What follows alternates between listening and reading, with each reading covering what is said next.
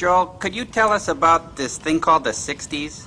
Yeah, I'm amused and fascinated by such an environment that the beautiful, creepy girl existed in. Well, I was just a little kid when it happened, but I could tell you guys what I remember. Okay. Well, yeah, you're so much older than you're younger than that now. Yeah, whatever, Crow. Anyway, Camba, could you run that music? Yeah, cool, okay. Hey. Well, it was a lot simpler time back then, you know? Like, I'll give you an example. Like, it wasn't uncommon at all for your mom to come and serve you a great big char-broiled steak while she smoked and drank a tab and made your dad another Manhattan for the road, and that was just breakfast. Oh, go on. Yeah, there were seatbelts in cars, but nobody used them. Pre-sweetened cereal, subliminal messages. People smoked openly on The Tonight Show. Hey, tell us about the Rat Pack again. Oh, okay. Well, as you know, Frank Sinatra was chairman of the board, and everybody else filed on in line, except for Jerry Lewis. He had had a falling out with Dean Martin, and they already had chosen Joey Bishop to be their comic relief already, so he was kind of out of luck. But Dean was tall and tan and quick with a song,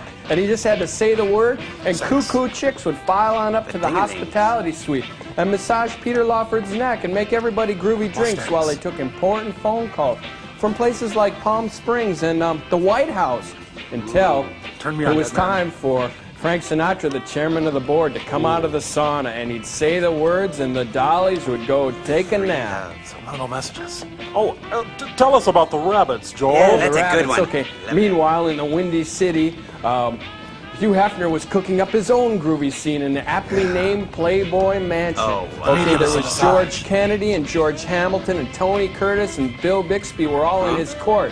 Sophisticated men who knew their racket. I and think you're Class C swinging swingers. into high. Yeah. Yeah, anyway, there was like Twiggy and Abby and Peter, Paul, and Mary, Dion, Donovan, Melanie, Abraham, Martin, and John. And so they just went by their first names like that? Yeah, like you, Crow. And there were typewriters, but nobody used them. And women were called girls. Wow. And businessmen wore double-breasted suits, had double chins, drank double bourbon, straight no chaser.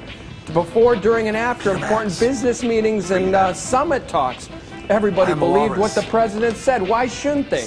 Sexually provocative humor wasn't on TV. It was on cocktail napkins, and we liked it that way.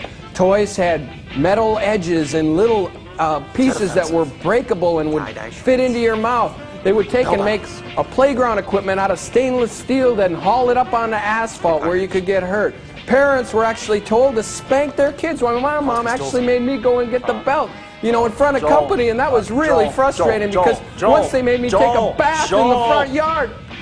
Why can't you be like everyone else and just remember the good things about the 60s? Yeah, like Woodstock. Oh, the Woodstock, great. Okay, no, Joel, you can't go to Woodstock. You're 9 years old. We're going to the opening of the new Century store. Oh, yeah, on Echo Lane. 3 days of peace, love, and pizza rolls. We're going to buy you a shopping cart for your Joel's in a lot of birthday, Joel. pain. Oh, boy, We'll be Peter right from back. Axe moved freely among men. They were, oh, did I mention there were drugs at that time? And then...